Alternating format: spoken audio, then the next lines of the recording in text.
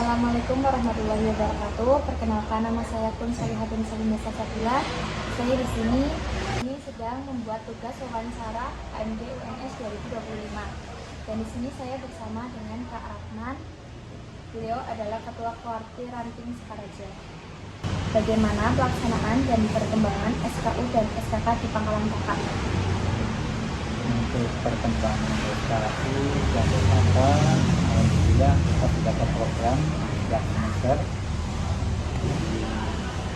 Untuk SKU di Pangkalan saya, kebetulan Pangkalan Sekolah Dasar, di sana itu ada dua jenjang, yaitu golongan siaga dan pendalam. Untuk penyelesaian SKU, sebelum pengujian SKU kita ada latihan rutin, program latihan rutin setiap hari Jumat.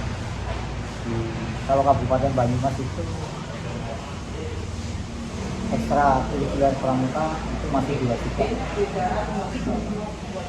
Walaupun dari secara nasional itu sudah dibebaskan, merupakan ekstra pilihan, itu di Banyumas tetap menjadi ekstra wajib karena ditekankan pada pembentukan karakter peserta didik.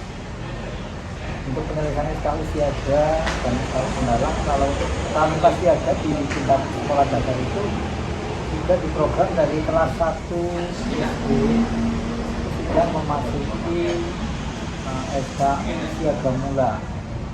Nanti targetnya sampai di kelas 2.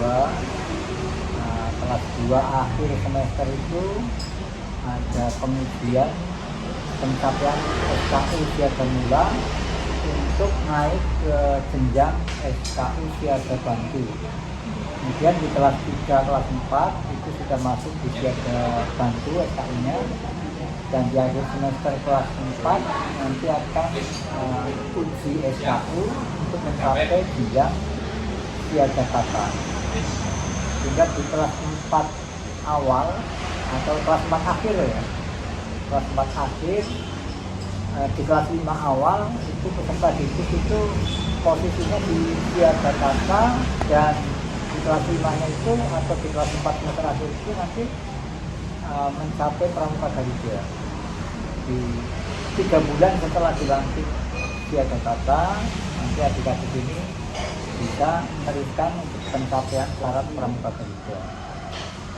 Nah, kemudian bagaimana cara pencapaiannya untuk pramuka Garuda? Tentunya ada beberapa persyaratan. Misalnya minimal itu peserta didik mencapai 20 cakapan khusus. Nah, pencapaian cakapan khusus ini juga sudah dimulai dari siaga bantu. Jadi siaga bantu itu sudah bisa mencapai PKK sesuai dengan cakapan yang wajib ada 10, dan yang pilihan itu kita terbatas.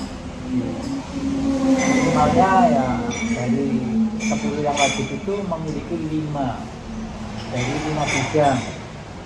Ada bidang spiritual, kepribadian, kemudian bidang seni budaya dan patriotisme, bidang keterampilan pembangunan, bidang sosial dan kemanusiaan, kemudian bidang olahraga dan kesehatan. Di 5 bidang itu harus dikuasai semua. Nah, kemudian nanti setelah mencapai pramuka Garuda, untuk siaga yang di tingkat SD atau sekolah dasar itu ada acara pindah golongan. Jadi kalau sudah mencapai pramuka Garuda, usianya tahun depan sudah masuk di kelas 6, ini pindah golongan masuk pada dunia penggalang. Penggalang yang dicapai di tingkat sekolah dasar hanya sampai penggalang ramu.